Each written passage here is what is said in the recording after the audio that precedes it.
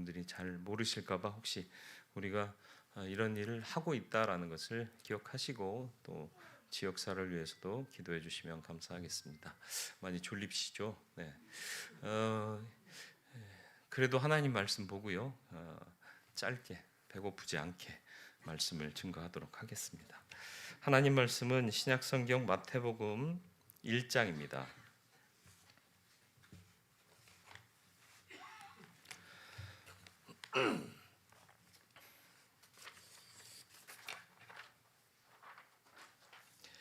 마태복음 1장 18절로 25절까지의 말씀 보겠습니다.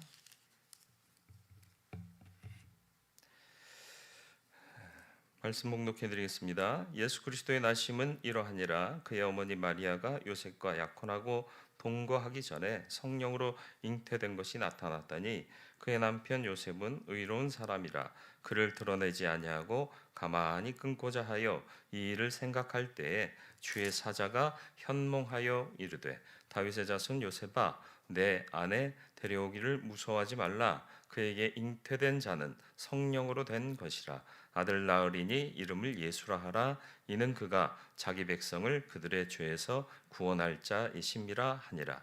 이 모든 일이 된 것은 주께서 선지자로 하신 말씀을 이루려 하심이니 이르시되 보라 처녀가 잉태하여 아들을 낳을 것이요 그의 이름을 임마누엘이라 하리라 하셨으니 이를 번역한즉 하나님이 우리와 함께 계시다 함이라.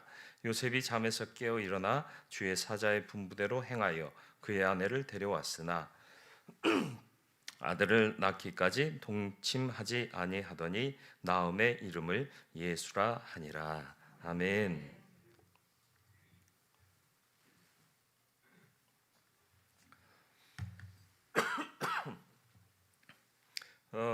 간단하게 말씀을 전하면 안 돼요.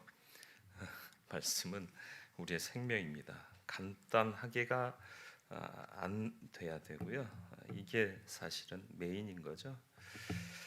의로운 사람이라 표현하고 있네요. 왜 의로울까요? 하나님 율법에 보이지 않는 곳에 살고 있지만 낙후된 동네에 살고 있지만 가난한 사람이지만 하나님 뜻대로 살기를 힘썼던 사람이기 때문에 성경이 의로운 자다라고 설명하고 있는 겁니다. 우리 성경에는 이 일을 인하여라고 표현하고 있잖아요. 이 일을 생각할 때 20절이요. 이 일을 생각할 때 단수형으로 해석이 됐지만 원어를 보면 복수형이에요. 이 한 사건 때문에 고민하지 않았어요. 이것 때문에 벌어질 일들을 다 생각하면서 고민했다는 얘기예요.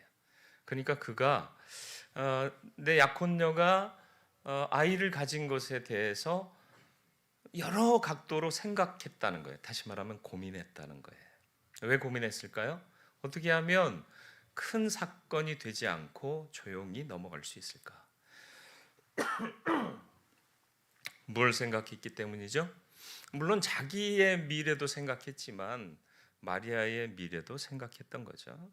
그러니까 여러모로 다각적으로 고민하고 있었다. 의로운 사람이기 때문에 그래요.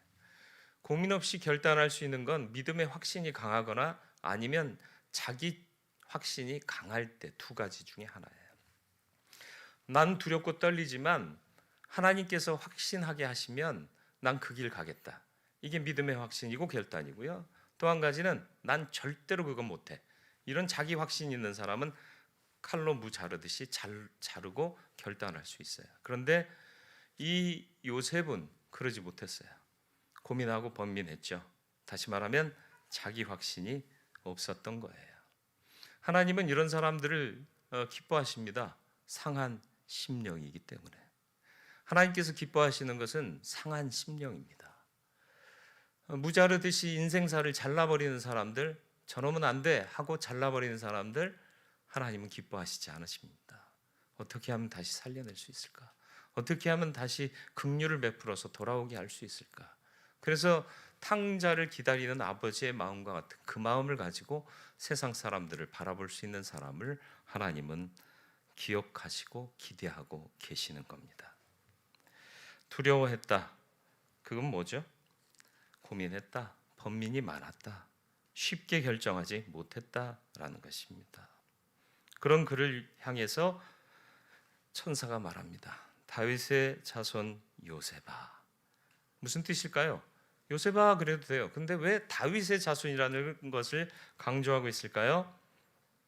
예, 마리아가 낳게 될 아들이 곧 다윗의 혈통을 통해 오게 될 선지자로부터 예언된 메시아란 사실을 그에게 인지시키기 위해서 다윗의 자손 요셉아 하고 부르는 거죠. 그리고 설명이 이어집니다. 23절. 보라, 처녀가 잉태하여 아들을 낳을 것이요 그 이름을 임마누엘이라 하리라 하셨으니 이를 번역한즉 하나님이 우리와 함께 계시다 함이라. 하나님의 설명은 짧고 명료합니다. 다름 아닌 네 아내들 마리아가 가진 아이는 예언자들이, 주님의 종들이 이미 예언했던 그 임마누엘 하시는 하나님, 곧 메시아다, 이걸 설명하셨어요. 길게 장황하게가 아니라 그냥 예언의 말씀 하나 던져주시면서 너 이거 알지? 이거야! 하고 말씀하셨습니다. 그때 요셉이 어떻게 반응하나요? 24절 말씀이요. 요셉이 잠에서 깨어 일어나 주의 사자의 분부대로 행하여 그의 아내를 데려왔으나. 잠에서 깨었대요. 천사를 어디서 만났다고요? 언제 만났다고요? 꿈에. 여러분, 여러분의 인생의 미래가 달린 일인데 꿈에서 딱 깨어나고 가야겠다, 마리아 데려와야지, 이럴 수 있어요, 없어요? 저 같으면 꿈에서 딱 깨어나는 순간 이건 뭐지? 이랬을 거예요. 근데 요셉은 그러지 않았어요. 꿈에서 일어난 일조차도 하나님의 계시라는 것을 믿었어요. 합리적이고 이성적이에요? 아니에요. 합리적이지 않아요. 이성적이지 않아요. 아니 꿈에 그 천사를 만났다고 네 미래를 야야야 다시 생각해봐. 내 안에서 많은 생각이 오고 갔을 법한데 요셉은 그러지 않았어요. 그냥 꿈에서 보여주신 그대로 갑니다. 이게 믿음이에요. 우리는 하나님의 일을 할 때 너무 많이 죄요. 이게 이성적이냐, 합리적이냐, 가치가 있느냐, 그래서 안 되는 거예요. 한국 교회가 놀랍게 부흥할 때는 어떤 때였어요? 건축합시다 그러면 돈도 없으면서, 가진 것도 없으면서 삽자루 들고 나가요. 뭐라도 한다고. 그러던 시절 교회가 세워지고 놀랍게 부흥하는 역사가 있었던 거예요. 전도하러 갑시다 그러면 전도 방법도 없었잖아요. 그때 사형리 있었어? 다리전도법 있었어? 글 없는 책이 있었어? 그런 거 없었어요. 가자 그러면 뜨거운 마음에 그냥 나선 거예요. 방법도 모르고. 아니 전도의 방법이 어디 있어요? 십자가만 자랑하면 되는 거지. 예수 믿어라 그러면 되는 거지. 예? 너무 논리적이에요. 설명을 차근차근히 해야 예수가 나의 구주시구나, 이게 말이 되는 거예요. 생각해보세요. 잘 생각해보세요. 논리적으로 예수를 설명할 수 있는 사람이 세상 어디에 있어요? 없어요. 그냥 뜨거움으로 증거하는 거예요. 날 살리셨다. 이 모양 이 꼴이었던 나를 아직 이 모양 이 꼴이지만 소망을 주셨고 살 희망을 주셨다. 이게 가장 놀라운 전도 아닙니까? 빌립이 나다나엘을 전도할 때 와 보라, 그게 뭐예요? 그냥 교회만 끌고 가면 된다라는 얘기가 아니에요. 내가 봤다, 와 보라, 뜨거운 마음밖에 없는 거예요. 논리적으로 설명할 방법이 없는 거예요. 그러니까 너도 한번 가서 그를 만나라 이거죠. 어쩌면 오늘 우리는 너무 이성적이고 합리적으로 예수를 믿고 있다라고 말하고 있는지 모르겠습니다.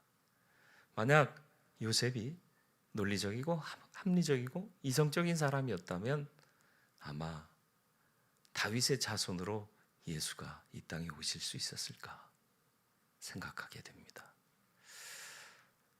하나님은 이 모든 일을 계획하셨고 꿈 하나만으로도 아멘 하고 순종할 만한 요셉을 선택하셨던 거예요. 참 아이러니하게도 꿈하면 생각나는 요셉이 또 하나 있죠. 구약의 요셉입니다. 왜 예수의 족보상 아버지이긴 하지만 다윗의 혈통 안에 오게 하시려고 의도하신 그 예수의 아버지가 요셉이었을지, 그 이름이 왜 요셉이었을지 우연의 일치일까요? 우리 보고 헷갈리라고? 아니, 하나님의 깊은 뜻이 있었던 거예요. 요셉도 어렸을 때 하나님이 주셨던 그 꿈 하나로 모진 세월을 이기고 견뎌냈습니다. 요셉도 자신의 미래를 꿈 하나로 아멘 하고 순종하고 하나님의 뜻을 따랐습니다. 미친 거죠. 그런데 오늘날 제정신으로 예수 믿는 사람들이 너무 많아졌기 때문에 믿음의 역사는 점점 사라지고 있는 것 아닌가 생각됩니다. 사람을 볼 때 뭘 보십니까? 조건을 보십니까? 배경을 보십니까? 하나님은 우리의 중심을 보십니다. 우리는 너무 사람의 배경, 사람의 외모, 드러나는 것들 보는데 너무 익숙해져 있습니다. 과연 우리 중에 요셉은 있는가? 너무들 총명하고 너무들 이성적이고 너무들 합리적이에요. 손익계산이 너무나 빠르고요. 호불호가 너무나 강해요. 하나님의 역사가 오늘 이 시대에 나를 통해 나타날 수 있을까요? 꿈 한번 꾸고 하나님 내가 그렇게 할게요. 아멘 하고 나갈 수 있을까요? 여러분 스스로에게 도전해 보시길 바라요. 성탄절이 마냥 기쁜 성탄절이 아님을 기억하시길 바라요.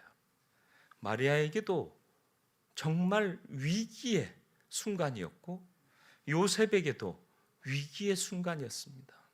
왜? 내 인생을 다 내놓아야 할 절대절명의 사건들이 그들 앞에 펼쳐졌기 때문에. 처녀가 아이를 가진 게 보통 일이 아니에요. 그런데 그 처녀를 정혼했다는 이유로, 약혼했다는 이유로 데려와 살아야 돼요. 내 미래가 걸린 일인데 그걸 헌신했기 때문에 예수 그리스도께서 다윗의 혈통으로 이 땅에 오셔서 예언하신 그대로 메시아로 오시고 구원의 역사를 펼치실 수 있었습니다. 예수님이 오시기까지 이런 보이지 않는 인생을 건 헌신들이 있었는데 그들은 그저 꿈 하나만으로, 그저 선포하신 말씀 하나만으로도 아멘 하고 따랐다는 거죠. 저와 여러분들이 시대의 의로운 자가 되기를 축원합니다. 하나님의 말씀이 무엇이건 순종하는 사람이 되었으면 좋겠습니다. 이성과 합리, 산술적 가치에 물들지 마시고 하나님의 가치에 물들어 살고 오히려 세상을 물들여가는 그런 그리스도인이 되시기를 주님의 이름으로 축원을 드립니다. 거룩하고 자비로우신 아버지 하나님, 우리가 참 그리스도인이라면 주님 오실 때까지 우리가 온전한 헌신 주 앞에 드려야겠습니다. 의로운 자 되게 하여 주옵시고 어떤 형태로 주어지던 주님의 말씀이라면 듣고 순종하는 청종하는 종 되게 해 주옵소서. 이성, 합리, 산술적 가치에 물들어 버린 우리, 이제 보혈의 피에 우리의 의복을 깨끗이 빨아 예수의 이름과 예수의 정신, 하나님을 믿는 믿음으로 물들어 세상을 물들여가는 그리스도인으로 살게 하여 주옵소서. 참 성탄의 가치를 잃지 않게 하시고 다시 오실 주님을 예비하는 삶을 놓치지 않는 우리 다 되게 하여 주시기를 예수 그리스도의 이름으로 기도드리옵나이다. 아멘. 다 일어나셔서 찬송가 122장 찬송 드리겠습니다.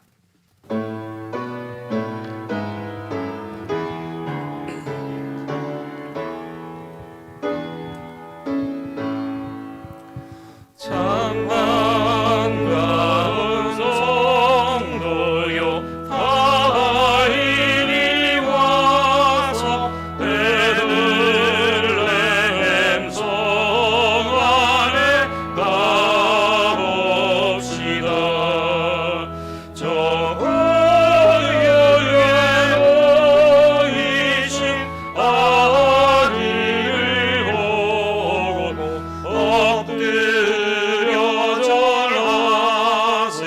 엎드려